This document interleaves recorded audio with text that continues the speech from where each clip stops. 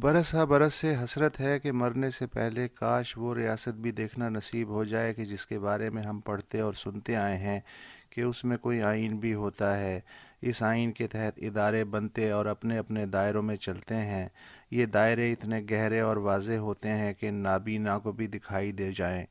یہی ادارے یکجا ہو کر ریاستی اختیار اور رٹ جنم دیتے ہیں، باہمی احترام کے دائرے میں رہتے ہوئے اپنی دستوری طاقت ایک دوسرے کے خلاف نہیں بلکہ ریاست کو درپیش اندرونی اور بیرونی چیلنجوں سے نمٹنے کے لیے استعمال کرتے ہیں۔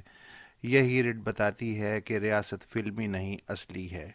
فلمی ریاست وہ ہوتی ہے جس کا درباری سیٹ اصل ریاست سے بھی زیادہ شاندار ہوتا ہے۔ فلمی ریاست میں بھی ایک حکمران ہوتا ہے، وزیر ہوتے ہیں، درباری ہوتے ہیں، قاضی ہوتے ہیں، سپاہ ہوتی ہے، رعایا ہوتی ہے اور پردہ سیمی پہ دشمنوں سے خونخوار جنگیں بھی ہوتی ہیں اور حکمران اداکار انصاف بھی بانٹتا ہے۔ اصلی اور فلمی ریاست میں کوئی فرق ہے تو بس اتنا کہ اصلی ریاست کے پیچھے اصلی طاقت اور حقیقی کردار ہوتے ہیں اور فلمی ریاست کے پیچھے ایک پروڈیوسر اور ایک مصنف و مکالمہ نگار ہوتا ہے، کہانی کو ایک مقررہ بجٹ میں پردہ سیمے پہ منتقل کرنے کے لیے ایک ہدایت کار ہوتا ہے۔ ہیرو اور ہیروئن سمیت فلم کے تمام کردار اور ایکسٹرا اسکرین پہ بظاہر اپنی منمانی کر رہے ہوتے ہیں، مگر یہ بے ساختہ دکھائی دینے والی منمانی اور گفتگو کسی اور کی لکھی اور کنٹرولڈ ہوتی ہے۔ اکبر اعظم کا بس اتنا ہی اختیار ہے کہ وہ اسکرین پہ انارکلی کو چنوانے کے بعد شفٹ ختم ہونے پہ میک اپ اتارتا ہے اور کاسٹیوم شفٹ انچارج کے حوالے کر کے موٹر سائیکل کو کک لگا کے راستے سے سبزی لیتا گھر روانہ ہو جاتا ہے، کیونکہ اگلی صبح اسے پھر شفٹ پہ آ کے تاج پہن کے تخت پہ بیٹھنا ہے۔ یہ طے ہے کہ فلمی بادشاہت کبھی اصلی بادشاہت کی جگہ نہیں لے سکتی، مگر یہ طے نہیں کہ اصلی بادشاہت وقت اور حالات کے ہاتھوں گتے کے بنے سیٹ میں تبدیل نہیں ہو سکتی۔ تاریخ نے کئی اصلی ریاستوں کو فلمی بنتے دیکھا ہے۔ آخری 6 عباسی خلفاء کے پاس بس اتنا ہی اختیار تھا جتنا کسی اداکار کے قبضے میں ہوتا ہے۔ اورنگزیب کے بعد جو بھی لال قلعے کی درباری سیٹ پہ بیٹھا اداکار ہی تو تھا۔ کابل حکومت کیا ہے؟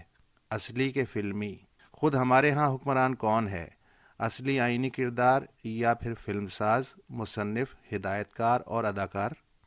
جب معیشت کا منہ زور گھوڑا زین پہ بیٹھنا تو درکنار پشت پہ ہاتھ تک نہ دھرنے دے، جب خارجہ پالیسی کے الجھے گچھے کا سرا ہی نہ مل رہا ہو، جب یہی ٹپائی نہ دے کہ ریاستی اختیار نامی پرندے کی چونچ کس کے ہاتھ میں ہے، پروں کو کون کتر رہا ہے، دانے دنکے کا انچارج کون ہے، پنجرے کی صفائی کس کے ذمے ہے اور سدھائی کون کر رہا ہے، جب ان سوالوں کے جواب کسی ایک کو نہ معلوم ہوں تو ایسے عالم میں انویسٹمنٹ بچانے کے لیے اسکرپٹ تو بدلنا ہی پڑتا ہے۔ مسالے کی کمی پوری کرنے کے لیے بدتمیزی، بات بے بات گالم گلوچ اور ہر عملی و تصوراتی حریف پہ ذیلی مغبچوں کو چھوڑنا تو بنتا ہے۔ ترکی ہمارا یار ہے اور زبان یار من ترکی میں ہی ایک محاورہ ہے کہ آقا پہ بس نہ چلے تو غلاموں کا غصہ غلاموں پہ ہی نکلتا ہے۔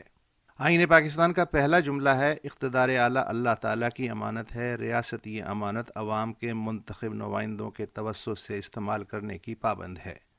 باقی آئین کو چھوڑیے، کیا اس پہلے جملے پہ بھی ریاست پاکستان پوری طرح عمل کر پا رہی ہے، یا اس لائن کو بھی بس ایک اچھے اسکرپٹ کی پہلی سطر کی طرح سراہنا کافی رہے گا؟